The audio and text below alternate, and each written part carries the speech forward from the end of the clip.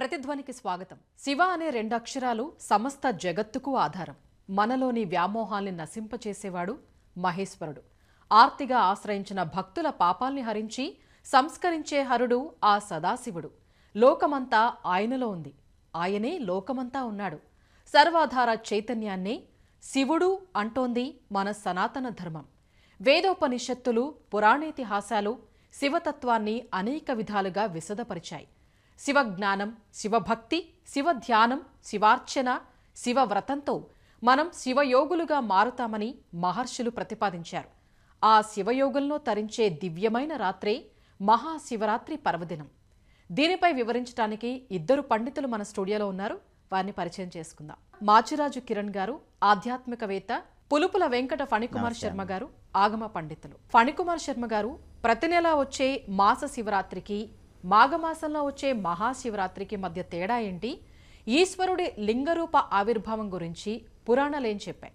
పరమేశ్వరుడి యొక్క లింగరూప ఆవిర్భావం అనేది మాఘ బహుళ చతుర్దశి అనగా మాఘమాసంలో కృష్ణపక్ష చతుర్దశి నాడు జరిగింది అని మనకి శివమహాపురాణాది గ్రంథాలన్నీ కూడా తెలియజెప్తున్న విషయం. అటువంటి పరమేశ్వరుడు రాత్రి కాలంలో ఆయన లింగరూపంలో ఆవిర్భవించడం వల్ల లింగోద్భవ కాలంలో చేయవలసినటువంటి శివారాధన విశేషంగా ఈ రాత్రి వేళ చేస్తూ ఉంటాం. అయితే పరమేశ్వరుడు ఈ రాత్రి కాలంలో ఆవిర్భవించినటువంటి తిథి కృష్ణ చతుర్దశి అవ్వటం వల్ల ప్రతి సంవత్సరం మాఘమాసంలో వచ్చే కృష్ణ చతుర్దశిని మహాశివరాత్రి అని, శివ ఆవిర్భావ దినంగా, శివ జయంతిగా, మహాశివ పర్వంగా జరుపుతూ ఉన్నాం. ఇది సంవత్సరానికి ఒకసారి వస్తుంది. దీన్ని మహాశివరాత్రి అంటారు.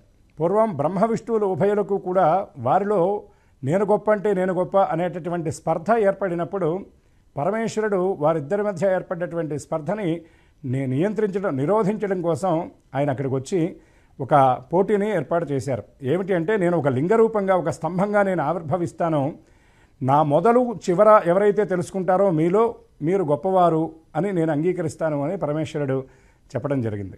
అప్పుడు పరమేశ్వరుడు జ్వాలామాలికా కీలికలు వెదజల్లేటటువంటి ఒక అగ్నిస్తంభంగా ఆయన ఆవిర్భవించాట. దీని గురించి వేదంలో చెప్తారు, నమక ధ్యానంగా కూడా చెప్తారు. ఆపాతాళ నభస్థలాంత భవనత్ బ్రహ్మాండమా విస్ఫురతు జ్యోతిస్ఫాటికలింగమౌళి విలసత్పూర్ణేందువాంతామృతై. స్వామి అగ్నిస్తంభంగా ఆవిర్భవించాట. అటువంటి సమయంలో స్వామి యొక్క ప్రారంభ స్థానాన్ని తెలుసుకోవాలి అని బ్రహ్మదేవుడు తన హంసవాహనాన్ని ఎక్కి అలా ఆయన పైకి వెళ్ళాడు. స్వామి విష్ణుమూర్తి కూర్మ మన వరాహ రూపాన్ని ధరించి దిగువ భాగానికి వెళ్ళాడు. అయితే వారు ఇరువురు కూడా ఈ లింగభాగం యొక్క, ఈ లింగమూర్తి యొక్క ఆ ప్రారంభ ముగింపు భాగాలను వాళ్ళు మొదలు చివరిని తెలుసుకోలేకపోయారు. ఇప్పటికీ కూడా శివతత్వాన్ని మనం అనుభవించడమే తప్ప దీనికి మొదలు చివర అనేది మనం తెలుసుకోలేము. ఈ లింగరూపం గురించి శివమహాపురాణం మొదలైనటువంటి గ్రంథాలలో చాలా విశేషంగా, విశిష్టంగా చెప్పబడుతుంది. కిరణ్ గారు, మహాశివరాత్రి రోజు ఉపవాసం, జాగరణ చేయాలని ఎందుకు చెప్తారు? శివరాత్రి రోజు అర్ధరాత్రి పూట శివుడు ఒక అగ్నిలింగంలాగా ఆవిర్భవించాడు. అర్ధరాత్రి పూట అగ్నిలింగంగా ఎందుకు వచ్చాడు? అర్ధరాత్రి అంటే చీకటి, అగ్నిలింగం అంటే వెలుతురు. నీ శరీరం అనే చీకటిలో ఆత్మ అనే వెలుతురును దర్శించుకోమని సందేశం ఇవ్వటానికి శివుడు అర్ధరాత్రి పూట అగ్నిలింగంగా ఆవిర్భవించాడు. అంటే అర్థం ఏంటి? ఇంద్రియ భావం విడిచిపెట్టు, శరీర భావన విడిచిపెట్టు. మనిషి అంటే శరీరం కాదు, ఇంద్రియాలు కాదు, మనస్సు కాదు, బుద్ధి కాదు. మనిషి అంటే ఆత్మ. ఆ ఆత్మ సాక్షాత్తు శివస్వరూపం అని తెలుసుకో. అందుకే దశరుద్రనామాల్లో కూడా జ్వాలాయ నమః, జ్వలలింగాయ నమః, ఆత్మాయ నమః, ఆత్మలింగాయ నమః అంటూ కీర్తిస్తాం. అంటే శరీర భావన విడిచిపెట్టి ఆత్మజ్ఞానం రావాలంటే ఏం చేయాలి? శివుడికి సంబంధించిన ఆలోచన చేసి ఇంద్రియాలు నియంత్రణలో ఉంచుకోవాలి. అందుకే మనం ఉపవాసం చేస్తాం, జాగరణ ఉంటాం. ఉపవాసం అంటే ఏంటి? ఉపవాసం అంటే కేవలం ఆహారం స్వీకరించకుండా ఉండటం అని అర్థం కాదు. ఉపవాసం అంటే శివుడికి సమీపంలో ఉండటం అని అర్థం. శివుడికి సమీపంలో ఉంటూ శివభావనలో ఉండాలంటే ఆహారం తక్కువ తీసుకోవాలి. అందుకే మనం పాలు పళ్ళు ఆహారంగా స్వీకరిస్తూ ఉపవాసం ఉంటాం. శివరాత్రి రోజు కఠిన ఉపవాసం ఉండకూడదు, పాలు పళ్ళు స్వీకరిస్తూ ఉండవచ్చు. అయితే జాగరణ అంటే అర్థం ఏంటి? జాగరణ అంటే కేవలం నిద్ర మేలుకొని ఉండటం అని అర్థం కాదు. మనమంతా కూడా అరిషడ్వర్గాల్లో ఉంటాం. కామ, క్రోధ, లోభ, మోహ, మదమాశ్చర్యాలనే అరిషడ్వర్గాలు మనల్ని చుట్టుముడతాయి. ఆ అరిషడ్వర్గాలలో నుంచి మేల్కోవాలి, మనసు ఆత్మజ్ఞానం వైపు వెళ్ళాలి అని చెప్పటమే నిజమైన జాగరణ. ఫణికుమార్ శర్మ గారు, ఈశ్వరుడికి ప్రత్యేక భస్మం, దాన్నే విభూది అని కూడా అంటారు. దాని ప్రత్యేకత ఏంటి? విభూతి ధారణ వల్ల ఎటువంటి ఫలితాలు పురాణాలు తెలియజేశాయి? మా భస్మాన్ని విభూతి అని పిలుస్తారు. భస్మం అంటే మనందరికీ తెలిసిందే, దీన్ని బూడిద అని అంటారు. ఇక విభూతి అనేటటువంటి పదానికి ఉన్నటువంటి అర్థాల గురించి మనం చూసినట్లయితే, విభూతి అనేదానికి ఐశ్వర్యమని, అట్లాగే విభూతి అనేదానికి కలిగేటటువంటి అనుభవం అనేటటువంటి అర్థాలు కూడా నిఘంటువులో చెప్పబడుతున్నాయి. ఇక ఈ విభూతి విషయానికి వస్తే, విభూతిర్భూతిరైశ్వర్యం అని మనకి 8 రకాల సిద్ధులు ఉన్నాయండి. వీటిని అష్టసిద్ధులు అంటారు. ఈ అష్టసిద్ధులు మనకి సంప్రాప్తించాలి అంటే భస్మధారణ, విభూతి ధారణ చేయటం వల్ల వీటిని పొందేటటువంటి యోగ్యత మనకి లభిస్తుంది అని చెప్పారు. అంతేకాకుండా పరమేశ్వరుడు జీవులందరూ కూడా నశించిన తర్వాత, ఎందుకంటే పరమేశ్వరుడు అంటేనే లయకారకుడు, ఆ లయకారకుడైనటువంటి పరమేశ్వరుడు జీవులందరూ వారి వారి శరీర పరిత్యాగం చేసిన తర్వాత ఆ శరీర నిర్మాల్యం ఏదైతే ఉన్నదో దాన్ని దహించిన తర్వాత ఆ శవభస్మాన్ని ఆయన లేపనంగా చేసుకుంటాడు. అంటే ఆయన ఈ జీవుల యొక్క కర్మలు అనేటటువంటి, అంటే ఈ జీవుల దగ్గర నుండి స్వీకరించిన దాన్ని ఆ భస్మంగా ఆయన స్వీకరిస్తారు. పరమేశ్వరుడు ఆ భస్మాన్ని పూసుకుంటే మనం పరమేశ్వరుడికి ప్రీతిగా మనం భస్మాన్ని సమర్పించి, అయితే మనకి భస్మాలు ఎన్ని రకాలు అనే విషయానికి వస్తే మనకి లోకాగ్నిజం, వేదాగ్నిజం, శివాగ్నిజం అని 3 రకాల భస్మాలుగా చెప్పబడుతున్నాయండి. లోకాగ్నిజం అంటే మామూలుగా మనం ఆవు పిడకలు వీటిని ఏర్పాటు చేసి దీంతో శివనామస్మరణం చేస్తూ దాన్ని వెలిగించి ఆ భస్మాన్ని స్వీకరించడం. రెండవది యజ్ఞయాగాది క్రతువుల్లో మనకు అందినటువంటి భస్మాన్ని మనం స్వీకరించడం, అంటే ఆ హోమం చేయగా మిగిలినటువంటి ఆ భస్మాన్ని ధరించడం. ఇక మూడవది ఏమిటంటే శివాగ్నిజం అన్నారు. కేవలం పరమేశ్వరుడి పూజ కోసమే వినియోగించడానికి ఆవు పిడకలు, దర్భలు మొదలైనటువంటి సమిధలు ఏర్పాటు చేసుకొని భస్మాన్ని తయారు చేసి దాన్ని ఈశ్వరుడికి సమర్పణ చేసి దాన్ని మనం ప్రసాదంగా స్వీకరించి దాన్ని ధరించడం. ఇట్లా ఈ 3 రకాల భస్మాలు చెప్పారు. అయితే విభూతి ధారణ వల్ల కలిగేటటువంటి ప్రధానమైనటువంటి ప్రయోజనం ఏమిటి అంటే, విభూతి ధారణ చేయటం వల్ల అసలు ఈశ్వరత్వం అనేది మనకు ఆపాదింపబడుతుంది. ఎందుకంటే శాస్త్రం ఒక మాట చెప్తుంది, నా రుద్రో రుద్రమర్చయేత్, రుద్రుడు కానివాడు రుద్రుణ్ణి అర్చించలేడు. ఇక ఎట్లా రుద్రత్వాన్ని మనం పొందగలుగుతాము అంటే, మనం రుద్రుడు మనం అని భావించడమే ఈ అభిషేకం చేసేటప్పుడు కూడా మహాన్యాసం ఇదంతా కూడా చేస్తూ ఉంటాం. అంతేకాకుండా ముఖ్యంగా ఈ విషయాన్ని మనం మహాశివరాత్రి రోజు తెలుసుకోవాలండి. మనకి రుద్రత్వం అనేది ఎట్లా వస్తుంది అంటే, ఫాలే త్రిపుండ్రం యస్య గళే రుద్రాక్షమాలిక వక్త్రే షడక్షరీ స్తోత్రం స రుద్రో నా అత్ర సంశయ అని శాస్త్రం చెప్తున్నటువంటి మాట. నుదుట విభూతి ధరించడం, మెడలో రుద్రాక్షమాలను ధరించడం, నాలుక పైన పంచాక్షరీ మంత్రంతో ప్రణవాన్ని కలిపి 6 అక్షరాల ఆ షడక్షరీ స్తోత్రాన్ని నాలుక పైన నిరంతరం ఈ శివరాత్రి నాడు జపించడం వల్ల, ఈ శివరాత్రి రోజే కాదండి, నిత్యం కూడా ఎవరైతే ఇలా చేస్తారో స రుద్రో నా అత్ర సంశయ. కిరణ్ గారు, శివానుగ్రహం పొందాలి అంటే మహాశివరాత్రి రోజు ఏం చేయాలి? ఎటువంటి దానాలు చేస్తే ఎలాంటి ఫలితాలు వస్తాయి? శివానుగ్రహం పొందాలంటే మహాశివరాత్రి రోజు ప్రధానంగా పంచోపచార పూజ, గంధము, పుష్పము, ధూపము, దీపము, నైవేద్యం, ఈ 5ంటికి శివుడికి సమర్పించడం చేయాలి. ఈ 5ంటిలో మొట్టమొదటిది గంధం. పరమశివుడికి గంధం సమర్పించేటప్పుడు బొటనవేలు, మధ్యవేలు ఈ 2 వేళ్లతో గంధం సమర్పిస్తే మనస్సులో ఉన్న కోరికలు తొందరగా నెరవేరుతాయి. బొటనవేలు, ఉంగరం వేలు ఈ 2 వేళ్లతో కనుక శివుడికి గంధం సమర్పిస్తే ధనలాభం కలుగుతుంది. ఆ తర్వాత రెండవది పుష్పం. శివరాత్రి రోజు శివుడికి తప్పకుండా సమర్పించాల్సిన పుష్పం నాగశివలింగ పుష్పం. దీన్నే సహస్రఫణి పుష్పం అంటారు. ఇది ప్రాచీన శివాలయాల్లో లభిస్తుంది. ఒకవేళ ఈ పుష్పం అందుబాటులో లేకపోతే దీనికి ప్రత్యామ్నాయంగా ఎర్రటి మందార పూలు శివుడికి సమర్పించండి. పార్వతీదేవి కూడా ఎర్ర మందార పూలతో శివుణ్ణి పూజించి రాక్షస సంహారం చేసింది. శత్రుబాధలు పోవాలంటే ఎర్ర మందార పూలతో శివుణ్ణి పూజించండి. ఆ తర్వాత శివానుగ్రహం కోసం ధూపం వేయాలి. ఆ తర్వాత దీపం. మీరు శివరాత్రి రోజు ఏ నూనెతో దీపం పెట్టినా సరే అందులో 1 చుక్కైనా ఆవు నెయ్యి తప్పకుండా వేయండి. మారేడు దళం మీద దీపారాధన కుంది ఉంచి దీపాన్ని వెలిగించండి. అలా చేస్తే శివానుగ్రహం కలుగుతుంది. 5వ ఉపచారం నైవేద్యం. ఈ నైవేద్యాల్లో 2 రకాలు ఉన్నాయి, పక్వాలు, అపక్వాలు. వండిన పదార్థాలు, వండని పదార్థాలు. వండిన పదార్థాల్లో శివుడికి దద్యోజనమన్నా, చిత్రాన్నమన్నా చాలా ఇష్టం. వండని పదార్థాల్లో ఎండు ద్రాక్ష, ఎండు ఖర్జూరం, కొబ్బరికాయ ముక్కలు, అరటిపండు ముక్కలు శివుడికి ప్రియం. ఇలా ఉదయం పూట శివుడికి పంచోపచార పూజ చేయండి. ఎర్రటి ప్రమిదల్లో మహాశివరాత్రి రోజు దీపాలు వెలిగించి దారిద్ర్య దహన శివస్తోత్రం చదివితే శివానుగ్రహం వల్ల ఆర్థిక ఇబ్బందులన్నీ తొలగిపోతాయి. 1 మారేడు దళం మీద గంధం రాసి అది శివుడికి సమర్పిస్తే 1000 పద్మ పుష్పాలతో పూజించిన ఫలితం కలుగుతుంది. ముఖ్యమైనది. లింగోద్భవ కాలం చాలా ముఖ్యమైనది. శివరాత్రి అర్ధరాత్రి 11:30 నుంచి 1 గంట మధ్య ప్రాంతంలో లింగోద్భవ కాలం అంటారు. ఆ సమయంలో బ్రహ్మ కేశవ శివస్తుతి అని సామవేదంలో చెప్పారు.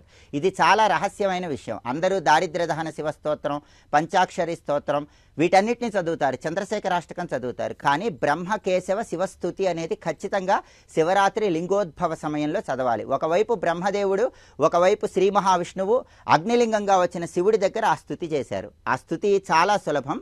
నమో నిష్కల రూపాయ నమో నిష్కల తేజసే నమః సకలనాథాయ నమస్తే సకలాత్మనే నమః ప్రణవవాచ్యాయ నమః ప్రణవలింగినే నమః సృష్ట్యాదికర్త్రే చ నమః పంచముఖాయతే పంచబ్రహ్మస్వరూపాయ పంచకృత్యాయతే నమః ఆత్మనే బ్రహ్మణే తుభ్యమనంత గుణశక్తయే సకల అకల రూపాయ శంభవే గురవే నమః. దీన్ని బ్రహ్మకేశవ శివస్తుతి అంటారు. ఇది మనకు వేదాల్లో సామవేదంలో చెప్పారు. మహాశివరాత్రి అగ్నిలింగంలాగా పరమేశ్వరుడు ఆవిర్భవించినప్పుడు ఒకవైపు బ్రహ్మదేవుడు, ఇంకొక వైపు విష్ణుమూర్తి కన్నుల వెంట ఆనంద భాష్పాలు కాడుతూ ఉండగా నమస్కారం చేసుకుని ఈ స్తుతి చేశారు. అంటే పరమశివుడికి 2 రూపాలు ఉంటాయి, సకల రూపము, అకల రూపం. సకల రూపం అంటే త్రిశూలము, త్రినేత్రము ఇవన్నీ ఉన్న రూపం.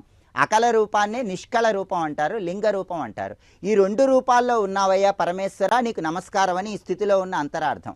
బ్రహ్మదేవుడికి సృష్టి ఎలా చేయాలో తెలియకపోతే ఒక్కొక్క కల్పంలో శివుడే బ్రహ్మగా ఆవిర్భవించి బ్రహ్మ చేయాల్సిన సృష్టి కార్యక్రమం చేశాడు. అందుకే పరమేశ్వరుణ్ణి పంచబ్రహ్మలుగా పంచముఖాలతో కీర్తిస్తాం. అలాంటి పరమేశ్వర ఆత్మజ్ఞానం కలిగించడానికి ఇలా లింగ రూపంలో ఆవిర్భవించావు అని చెప్పటమే ఈ బ్రహ్మకేశవ శివస్థుతిలో ఉన్న అంతరార్థం. కాబట్టి ఏ స్తోత్రం చదివినా సరే ఖచ్చితంగా మహాశివరాత్రి అర్ధరాత్రి పూట లింగోద్భవ సమయంలో సామవేదంలో చెప్పబడినటువంటి స్వయంగా బ్రహ్మ విష్ణువు కన్నుల వెంట ఆనంద భాష్పాలు కాడుతుండగా శివుణ్ణి స్తోత్రం చేసినటువంటి ఈ బ్రహ్మకేశవ శివస్థుతిని చదివినా విన్నా జన్మజన్మల పాపాలు తొలగిపోతే శివానుగ్రహం సంపూర్ణంగా కలుగుతుంది. ఫణికుమార్ శర్మ గారు, రుద్రాక్షలు, మారేడు దళాలు అంటే ఈశ్వరుడికి ఎందుకని ప్రీతి?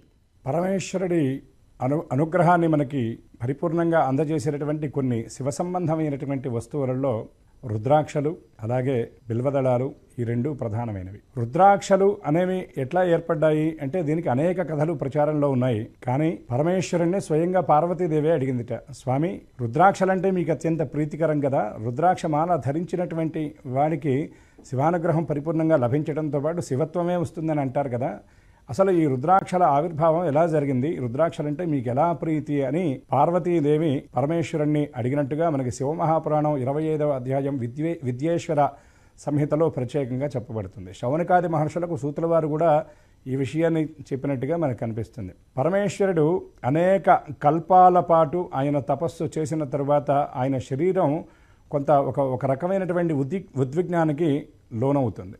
అటువంటి సమయంలో అప్పటిదాకా సహజంగా యోగ సాధనలో ఉన్నటువంటి వాళ్ళు, మన వాళ్ళు ఎవరైనా సరే తపస్సు చేసినా అట్లాగే మనం అనుష్ఠానం చేస్తున్నా సహజంగా ముందు చేసేటటువంటి ప్రక్రియ ఏమిటి అంటే బాహ్య చర్మచక్షువులతో బాహ్య ప్రపంచాన్ని చూడటం కాకుండా కళ్ళు మూసుకొని మన ఆ ఇన్నర్ వ్యూ అంటారు, లోపల ఉన్నటువంటి ఆ భగవంతుడిని దర్శించే ప్రయత్నం చేస్తారు. ఎందుకంటే తపస్సు అంటేనే తప ఆలోచనే అని చెప్పినటువంటి మాట. ఆలోచనం అంటే కళ్ళు, ఆలోచనం అంటే అవలోకనం, అంటే నీలో ఉన్నటువంటి దైవాన్ని నీవు దర్శించడం. కాబట్టి పరమేశ్వరుడు కూడా ఆ విధంగా కళ్ళు మూసుకొని ఆయన ధ్యానం చేస్తూ ఉన్నాడు. కాబట్టి ఇట్లా కొన్ని కల్పాలు గడిచిపోయిన తర్వాత ఒక ఉద్విగ్నానికి లోనై ఆయన కళ్ళు తెరిచేట. ఆ కళ్ళు తెరిచినటువంటి ఆ సందర్భంలో కన్నుల వెంట కొన్ని జలబిందువులు అలా కింద పడ్డాయట. ఆ జలబిందువుల నుండి అవి భూమిని తాకటం చేత అక్కడ రుద్రాక్ష వృక్షాలు ఆవిర్భవించాయి. ఆ రుద్రాక్ష వృక్షాలు ప్రారంభంలో శివమహాపురాణంలో మనకు ప్రత్యేకంగా చెప్పబడుతుంది. హిమాలయాలలో మొట్టమొదటిగా ఇవి ఆవిర్భవించాయని, తర్వాత నేపాల్ మొదలైనటువంటి క్షేత్రాలన్నింటిలో కూడా ఈ రుద్రాక్ష వృక్షాల యొక్క ఆవిర్భావం అదంతా వ్యాప్తి జరిగిందని మనకి పురాణంలో చెప్పబడుతుంది. అంటే రుద్రాక్ష అంటే పరమేశ్వరుడు ఉండేటటువంటి కొన్ని స్థానాలు ఉన్నాయి, కొన్ని వస్తువులు చెప్పబడ్డాయండి పరమేశ్వర నివాస స్థానాలు. అటువంటి వాటిల్లో రుద్రాక్ష కూడా ఒకటి అని మనకి మరికొన్ని పురాణాలు కూడా చెబుతున్నటువంటి మాట. ఇక బిల్వదళానికి ఉన్నటువంటి గొప్పదనం ఏమిటంటే త్రిదళం త్రిగుణాకారం త్రినేత్రంచ త్రయాయుధం త్రిజన్మపాప సంహారం ఏకబిల్వం శివార్పణం అని మనకి బిల్వాష్టకంలో చెప్తారు. కిరణ్ గారు, శివుడిని అభిషేక ప్రియుడు అని ఎందుకంటారు? శివలింగానికి ఏ ద్రవ్యంతో అభిషేకం చేస్తే ఎలాంటి ఫలితాలు వస్తాయి? పరమేశ్వరుడు దేవదానవులు పాల సముద్రాన్ని చిలుకుతున్నప్పుడు హాలాహలం బయటకు వస్తే ఆ హాలాహలాన్ని స్వీకరించి గరళకంఠుడయ్యాడు. హాలాహలం స్వీకరించినటువంటి అంటే విషాన్ని స్వీకరించినటువంటి పరమేశ్వరుణ్ణి చల్లబరచటానికి మనం శివుడికి అభిషేకం చేస్తాం. జలధార ప్రియ శివ అంటుంది శాస్త్రం. అందుకే పరమేశ్వరుడికి శుద్ధ జలాలతో అభిషేకం చేస్తే ఆయన్ని చల్లబరచచ్చు. అయితే మహాశివరాత్రి రోజు ఏ ద్రవ్యంతో అభిషేకం చేయాలి? ఎన్నో ద్రవ్యాలతో శివుడికి అభిషేకం చేయొచ్చు, కానీ కొన్ని వేల రెట్లు, కొన్ని లక్షల రెట్లు అద్భుతమైనటువంటి ఫలితం రావాలంటే మహాశివరాత్రి రోజు పరమశివుడికి పంచగవ్య అభిషేకం చేయాలి. పంచగవ్య అభిషేకం అంటే ఏంటంటే ఆవు పాలు, ఆవు పెరుగు, ఆవు నెయ్యి, గోమయము, ఆవు పంచకము, వీటిని పంచగవ్యాలు అంటారు. ఈ పంచగవ్యాలను కలిపి కానీ విడివిడిగా కానీ శివలింగానికి అభిషేకం చేస్తే కొన్ని వేల జన్మల పాపాలన్నీ పటాపంచలు చేసుకోవచ్చు. అలాగే మహాశివరాత్రి రోజు పసుపు కలిపిన నీళ్లతో శివుడికి అభిషేకం చేస్తే భార్యాభర్తల మధ్య అన్యోన్యత పెరుగుతుంది.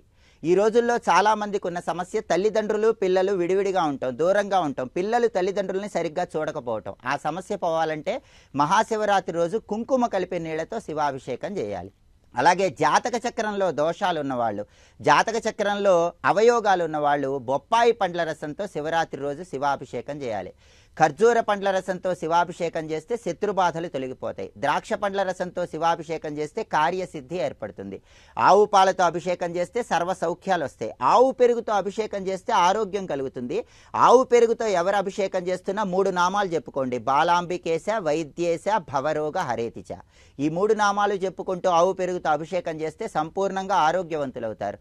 తేనెతో అభిషేకం చేస్తే కళారంగంలో రాణిస్తారు, తేజస్సు వస్తుంది. చెరకు రసంతో అభిషేకం చేస్తే సమస్త దుఃఖాలు తొలగిపోతాయి. మీరు పోగొట్టుకున్న ధనకనక వస్తువాహన ప్రాప్తిని పొందాలంటే గరిక పోసలు కలిపి నీళ్లతో అభిషేకం చేయాలి. పుత్ర సంతానం కావాలంటే గంధం కలిపిన జలాలతో అభిషేకం చేయాలి.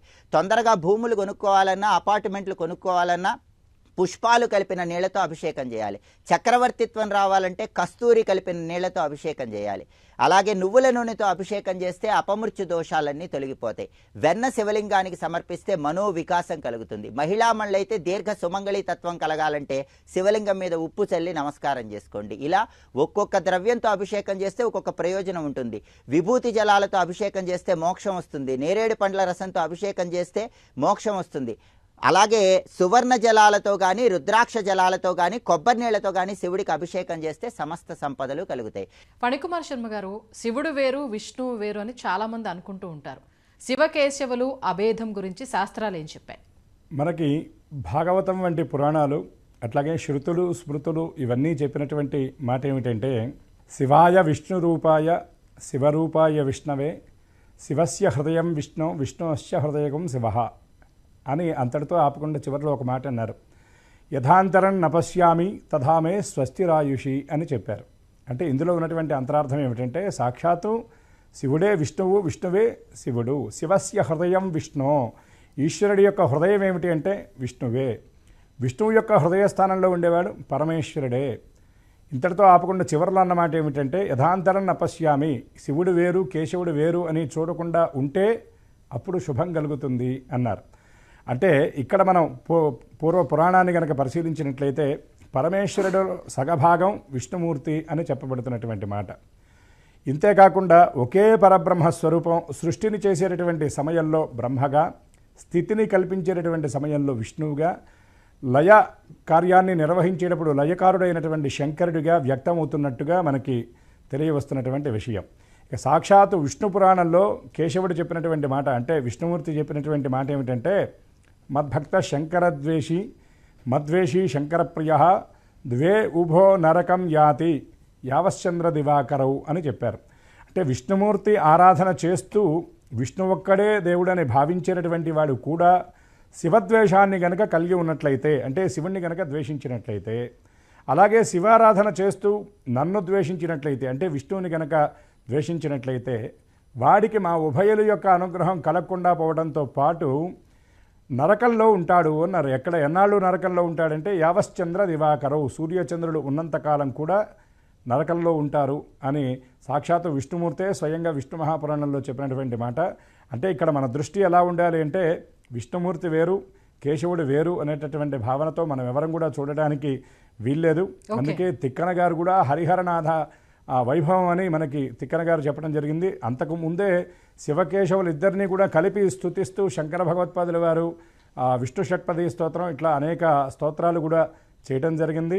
అలాగే రామావతారం సాక్షాత్తు విష్ణుమూర్తి యొక్క అవతారం ఇది. రామో విగ్రహవాన్ ధర్మ అని ధర్మస్వరూపుడైనటువంటి రాముడు కూడా ఏ మంత్రాన్ని ఆయన అనుష్ఠించాడు అంటే శివనామాన్నే ఆయన అనుష్ఠించాడు అని చెప్పబడినటువంటి మాట. ఇంతేకాకుండా కాశ్యాంతు మరణాన్ముక్తి అంటారు.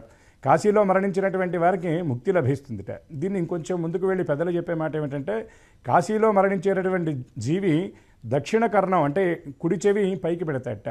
అన్నపూర్ణాదేవి జీవి యొక్క శిరస్సుని తన ఒళ్ళో పెట్టుకుంటే పరమేశ్వరుడు వచ్చి స్వయంగా ఆ తారక మంత్రాన్ని ఈ జీవుడికి ఉపదేశిస్తాడు. అంత్యకాలమునందు ఆ తారక మంత్ర శ్రవణం స్వయంగా పరమేశ్వరుడే చెప్పడం వల్ల ఈ జీవికి ముక్తి లభిస్తుంది. ఇది కాశ్యాంతు మరణాన్ముక్తి అనేటటువంటి ఈ వాక్యం వెనకాల ఉన్న అర్థం అని చెప్తారు. కిరణ్ గారు, ఈశ్వరుడు అంటే బూడిద అని చాలా మంది అపోహపడతారు. కానీ ఈశ్వర ఆరాధనకి ఐశ్వర్యానికి ఎంతో సంబంధం ఉంది.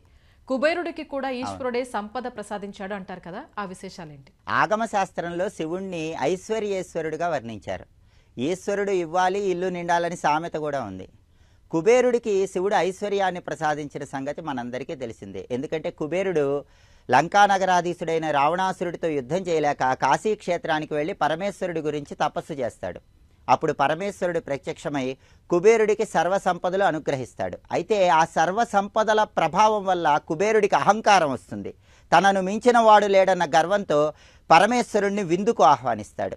కుబేరుడికి ఉన్నటువంటి అహంకారాన్ని తొలగింపజేయాలని పరమశివుడు గణపతికి చెప్తాడు. అప్పుడు కుబేరుడు ఇచ్చినటువంటి విందులో గణపతి అక్కడ ఉన్న ఆహారం మొత్తం స్వీకరిస్తాడు. అయినప్పటికీ గణపతి ఆకలి తీరదు, పదార్థాలన్నీ అయిపోతాయి. కుబేరుడికి ఏం చేయాలో అర్థం కాక పరమేశ్వరుడి దగ్గరికి వెళ్ళి ప్రార్థిస్తే ఐశ్వర్యం వల్ల నీకు అహంకారం వచ్చింది, ఆ అహంకారాన్ని తొలగింపజేసుకోవాలని చెప్తే కుబేరుడు క్షమించమని అడుగుతాడు. అప్పుడు శివుడు మంత్రించినటువంటి బియ్యాన్ని కుబేరుడికి ఇస్తే కుబేరుడు ఆ బియ్యంతో అన్నం వండితే అప్పుడు దాన్ని తిన్న తర్వాత గణపతి ఆకలి అనేది తీరిందని మనకు పురాణ కథల్లో చెప్తారు. అంటే పరమశివుడు ఐశ్వర్యాన్ని ఇస్తాడు, కానీ ఐశ్వర్యంతో అహంకారం చెందకూడదు.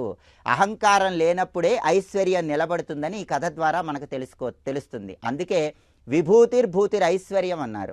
విభూతి అనేది జ్ఞాన ఐశ్వర్యాన్ని ఇస్తుంది, ధన ఐశ్వర్యాన్ని ఇస్తుంది. ధనపరమైన ఐశ్వర్యం ఇచ్చినప్పుడు అహంకారం లేకుండా ఉంటే ఆ ధనపరమైన ఐశ్వర్యం నిలబడుతుంది. అయితే ఒంటి నిండా విభూతి రాసుకొని పరమశివుడు ఏం సందేశం ఇస్తున్నాడు? ఒంటి నిండా బూడిద రాసుకొని ఈ సృష్టిలో ఏ వస్తువైనా సరే మొత్తం చివరగా నశించిపోయాక మిగిలేది బూడిదే. కాబట్టి దేని మీద కూడా పూర్తి వ్యామోహం లేకుండా ధనపరంగా ప్రయోజనాలు పొందు అనే అద్భుతమైన సందేశం ఇస్తున్నాడు. అందుకే జ్ఞానాగ్ని సర్వకర్మాణి భస్మసాత్ కురుతే తథా. జ్ఞానం అనే అగ్నిలో నీ కర్మలన్నీ దహింపజేసుకోవాలి. ధనాన్ని కేవలం అవసరాలకు మాత్రమే వినియోగించుకోవాలి. ఈశ్వరుడు ఐశ్వర్యం ఇస్తాడు. ఐశ్వర్యం కోసం శ్రీం శివాయ నమః అనే మంత్రం చదువుకోండి. శ్రీ శివాయ మహాదేవాయ ఐశ్వర్యేశ్వరాయ నమః మంత్రం చదువుకోండి. ఈశ్వరుడు ఐశ్వర్యం ఇచ్చాక అహంకారం లేకుండా దాన్ని కాపాడుకోండి.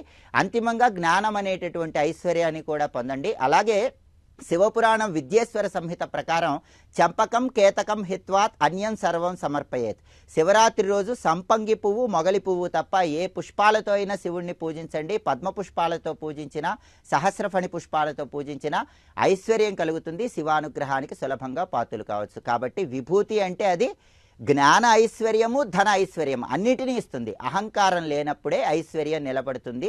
అంతిమంగా జ్ఞానం అనే ఐశ్వర్యం కూడా కలుగుతుందని దీనిలో ఉన్న అంతరార్థం. ఓకే, ధన్యవాదాలండి కిరణ్ గారు, ఫణికుమార్ శర్మ గారు. నాగేంద్ర హారాయ త్రిలోచనాయ భస్మాంగ రాగాయ మహేశ్వరాయ నిత్యాయ శుద్ధాయ దిగంబరాయ తస్మై నకారాయ నమశివాయ అంటోంది వేదం. ఆ శివనామాన్ని మనసారా జపిస్తూ అందరం తరిద్దాం.